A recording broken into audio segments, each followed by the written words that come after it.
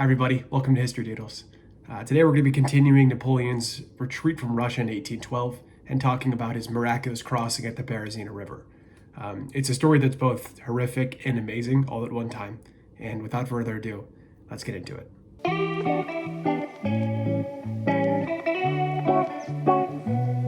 So this is German painter Peter von Hess's depiction of the French army's crossing of the Berezina River on November 29th, 1812. The men featured in this painting are totally coming apart. They are freezing, starving, and they find themselves in a situation where they're stranded and about to be closed in by 144,000 Russian soldiers. I talk a little bit more about the backstory about how they got here in my last episode, and I'll link that below if you're interested. But if you watch that and you're going into this wondering where is Marshal Ney, well, after Marshal Ney arrived in Orsha, he and his men were only given a few hours of rest before going into this next calamity that we're about to discuss here. So even before the army had got to this point, they were in a terrible spot. And in Andrew Roberts' phenomenal biography of Napoleon, he finds some contemporary sources and quotes them to describe what these men were going through. And he said, quote, "The army has utterly lost its morale and military organizations. Soldiers no longer obeyed their officers. Officers paid no regard to their generals. Shattered regiments marched as best they could. Searching for food, they dispersed over the plain, burning and sacking everything in their way.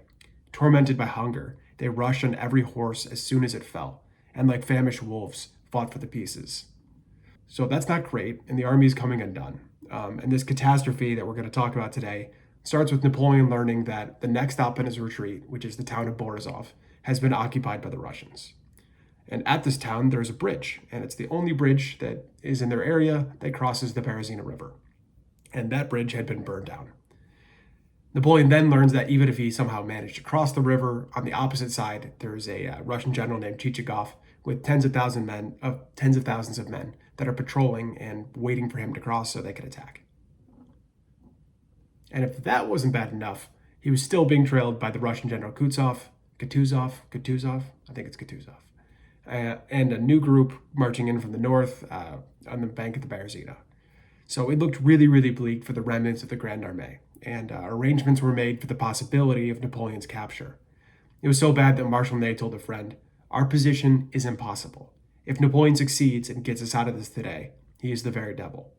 The French had a fighting force of maybe 50,000 men left with them, and tens of thousands of more stragglers kind of following the army, but they were incapable of fighting.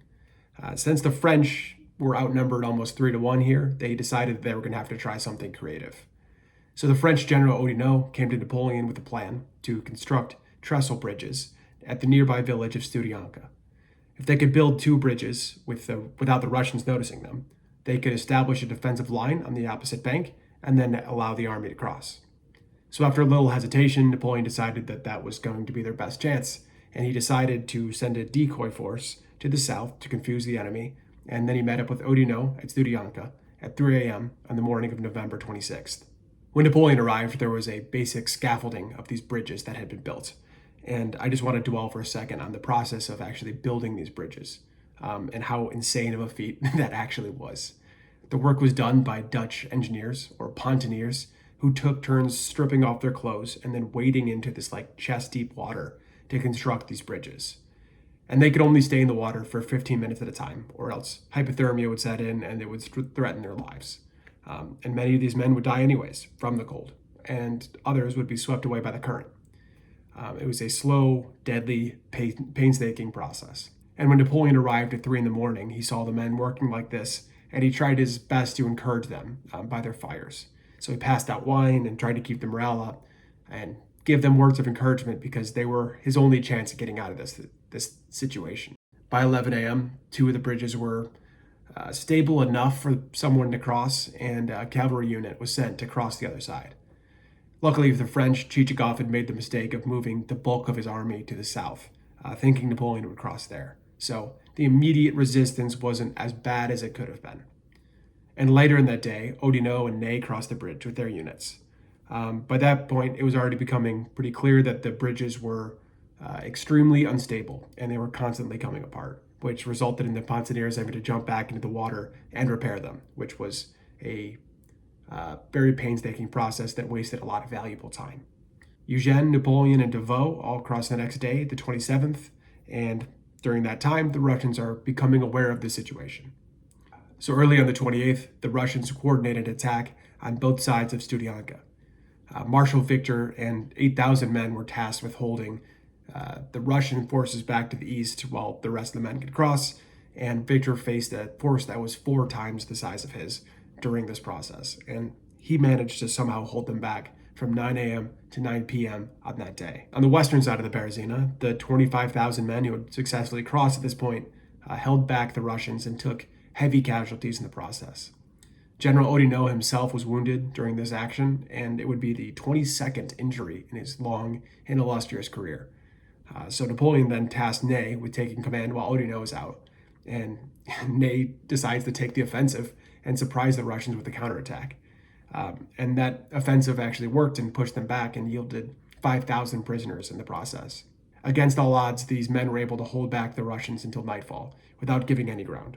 And all the while, more men were able to cross the bridges. Now, the bridges themselves at this point are just rickety as hell, and the Russians started firing artillery into the French position.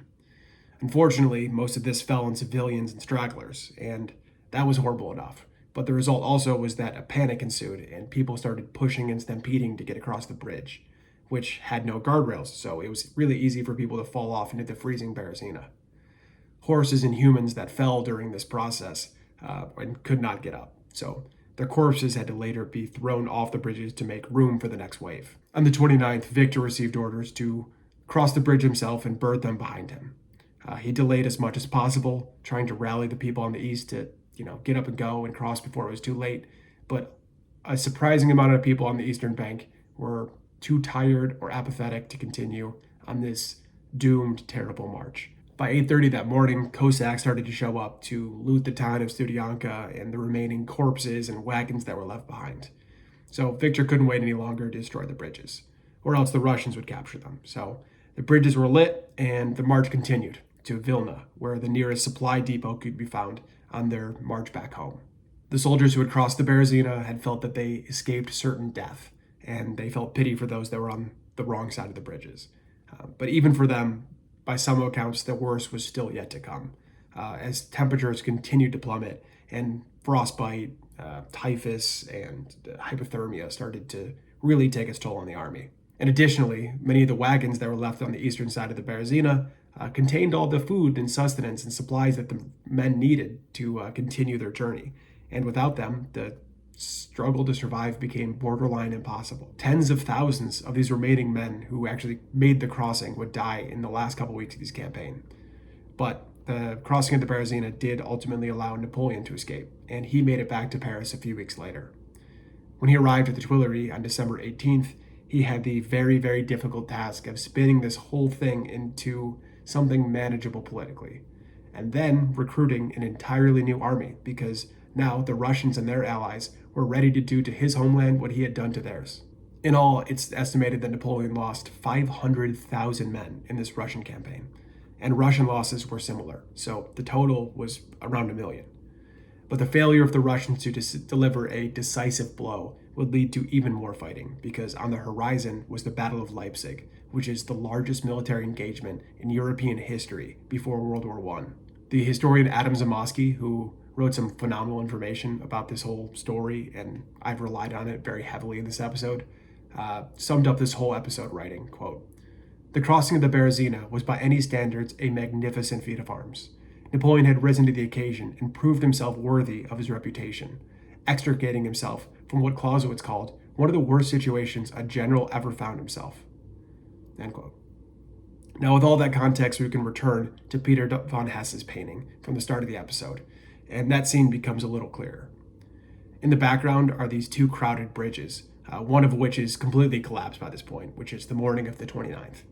Desperate men are trying to swim across the river, and fierce fighting is happening on the opposite bank from the perspective of the painting. And in front of them are helpless stragglers and what's left of Victor's force, which is holding off the Russians as long as possible before their inevitable withdrawal later in this morning. And over the hill are the Russian infantry pouring in, and they are accompanied by the Cossacks, who are harassing the unfortunate people on the wrong side of that bridge. It's a horrific scene where tens of thousands would lose their lives, but for Napoleon, it did allow him to fight another day. Thank you so much for watching to the end. I appreciate it. And if you're into liking and subscribing, it'd mean a lot if you could do that for me. Yeah, I hope to see you next time.